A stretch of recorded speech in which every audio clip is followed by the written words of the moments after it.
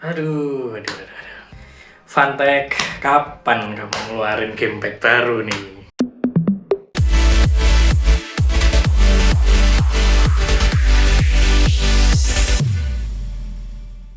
Halo Rek, kembali lagi dengan saya. Dan di video kali ini saya lebih pengen ke cerita dikit ya tentang pergamepadan ya, terutama di merek-merek lokal kayak Rexus sama Fantek ini. Nah, kalau kalian tahu Rexus tuh kemarin akhir tahun itu ngeluarin gamepad Asterianya yang menurut saya itu cukup bagus ya, cukup bikin beberapa orang itu banyak yang suka dan banyak juga yang bertanya-tanya ya. Dan disusul lagi, tiba-tiba mereka ngeluarin GX 300 seri yang menyusul si Asteria tapi dengan konsep yang fokusnya sedikit lebih ke konsol ya. Nah, di sini yang saya harapkan itu Fantek juga ngeluarin gamepad baru, walaupun mungkin jeda waktunya setidaknya sedikit lebih terlambat ya dari Rexus, tapi sampai sekarang nggak ada gamepad baru dari Fantek. Jadi saya sebagai orang yang juga pakai gamepadnya Fantek ini ngerasa kalau saya juga pengen ngerasain inovasi baru dari mereka itu saat mereka bikin gamepad. Dan yang bakal saya bisa bahas di sini itu ada dua. Yang pertama adalah WGP 13 dan yang udah terpajang di sini WGP 13 karena kedua seri ini adalah dua seri terakhir dari gamepadnya Fantek ya.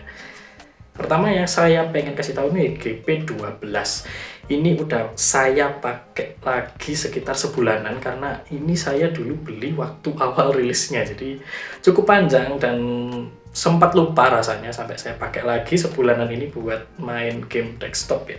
Dan menurut saya WGP 12 ini juga masih punya kualitas yang cukup oke sebenarnya.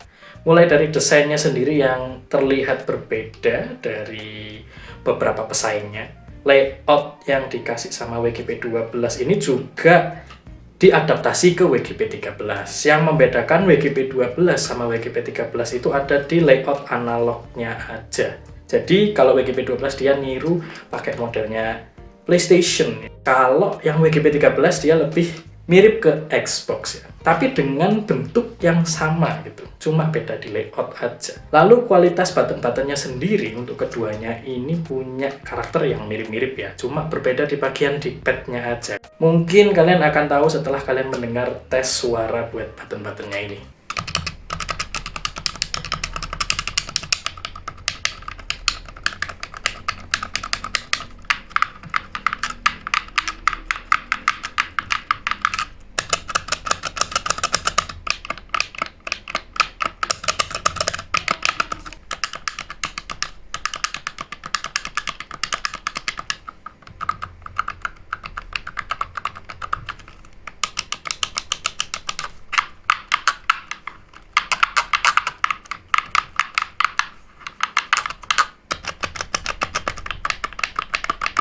Nah, jadi kalian bisa melihat sendiri perbedaan suara dari di pad-nya antara WGP 12 dan WGP 13 ya. Lalu di bagian kenyamanannya sendiri, saya pakai kedua gamepad ini hampir barengan ya untuk saat ini. Cuma WGP 13 saya baru pakai seminggu aja. Dan untuk grip tangan kita yang di bagian bawah ini ya, yang bagian ini, telapak tangan ini bener-bener enak sebenarnya. WGP 12 sama WGP 13 memberikan feel yang sama, bener-bener gripping yang telapak tangan kita tuh leluasa gitu, megangnya tuh jadi lebih solid gitu, enak gitu di tangan. Dan bagian-bagian tombolnya juga enak dipencet dengan posisi yang seperti ini karena bahan dari keduanya WGP 12 dan WGP 13 ini pakai yang model Madoff kayak gini. Jadi ini kebetulan punya saya WGP 12 nya yang hitam Madoff kayak gini, itu nggak licin di tangan. Sama yang warna putihnya WGP 13 ini juga pakai bahan yang sama.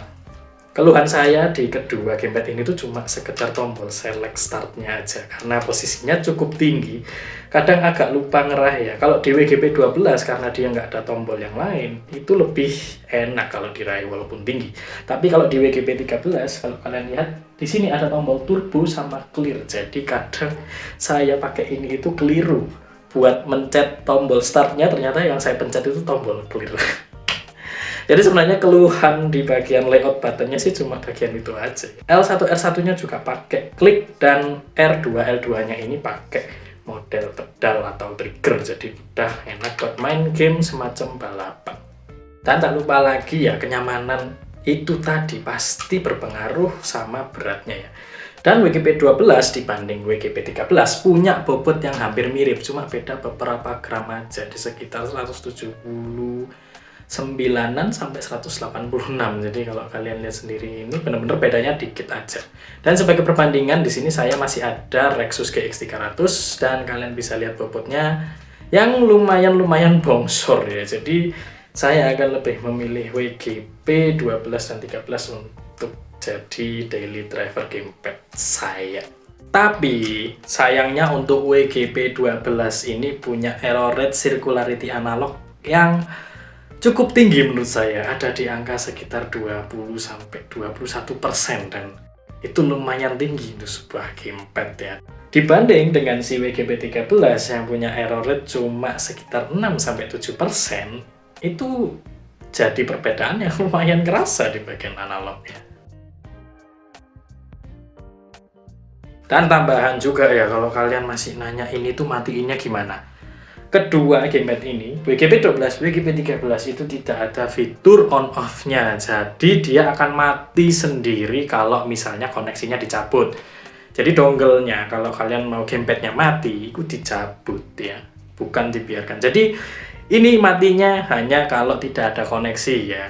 Emang tidak ada pemberitahuan di manual pun ya mematikannya gimana. Yang jelas yang saya tahu ini hanya mati kalau koneksinya dicabut.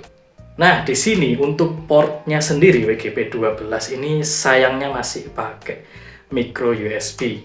Dan WGP 13 ini udah pakai Type-C. Kalau dilihat ya jelas lebih fleksibel WGP 13 karena kabelnya lebih bisa kita pakai bareng sama device-device kita lain yang udah pakai Type-C. Jadi WGP 12 ini rasanya kurang relevan ya untuk sekarang, kecuali kalau kalian mau modal satu kabel buat charger micro USB khusus si WGP 12 ini. Untuk colokan interface-nya sendiri ya, micro di sini saya tes ya. Untuk WGP 12 ini nggak bisa pakai kabel karena waktu saya tes udah saya coba nyalain tekan tombol home dan sembarang kalirnya itu dia nggak ngedetek apa-apa. Jadi dia kalau dicolok ke USB itu dia cuma ngecharger aja. Sedangkan WGP 13 waktu saya tes itu bisa pakai kabel. Khusus untuk WGP 12 ini emang kayaknya fokus di bagian wirelessnya aja. Sedangkan WGP 13 bisa pakai keduanya. Jadi masih menang WGP 13 rasanya emang.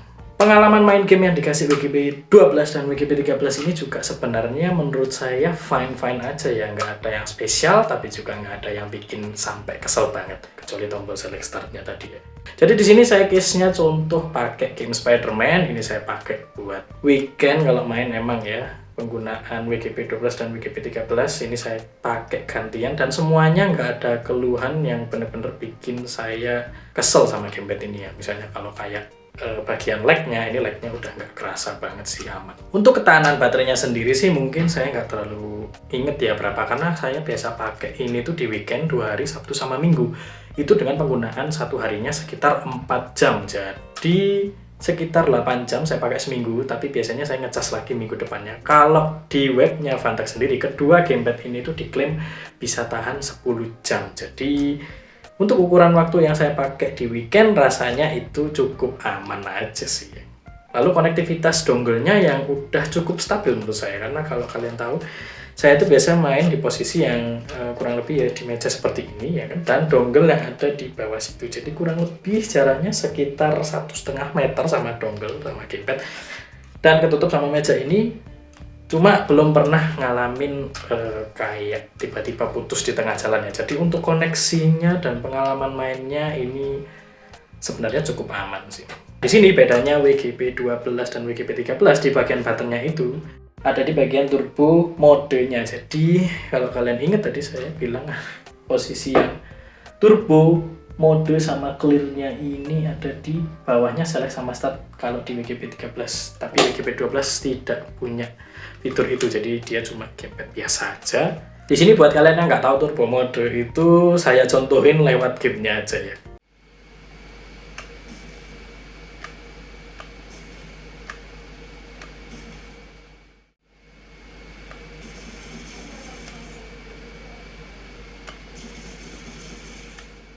Nah, jadi gimana, kalian udah tahu kan sekarang turbo mode fungsinya buat apa? Ya, untuk membuat tombol ini itu bisa jadi semacam tap-tap. Ya, jadi kayak tadi, kayak contohnya Spiderman-nya tiba-tiba bisa nembak jaring walaupun ditekan tombol tahan aja. Nah, fungsinya seperti itu kurang lebih. Jadi, secara fitur WGP13 lebih unggul ya, secara sih emang WGP13 lebih baru.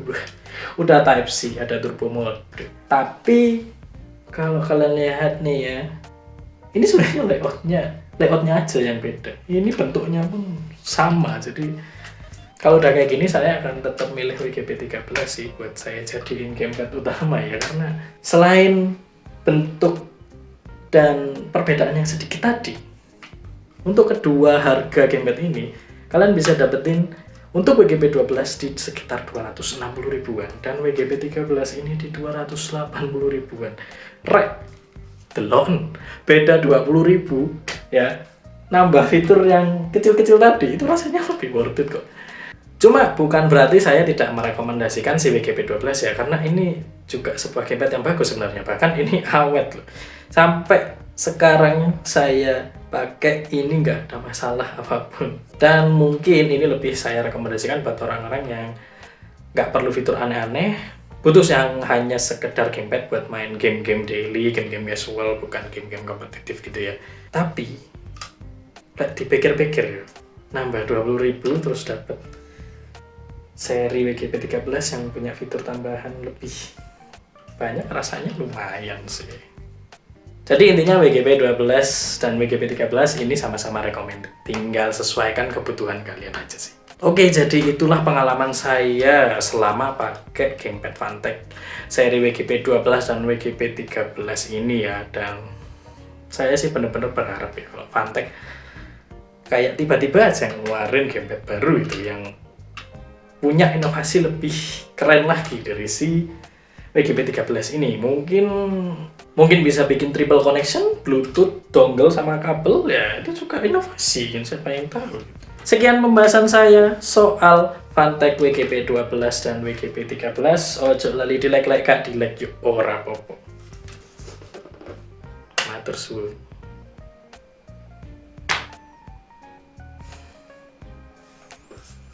Funtech.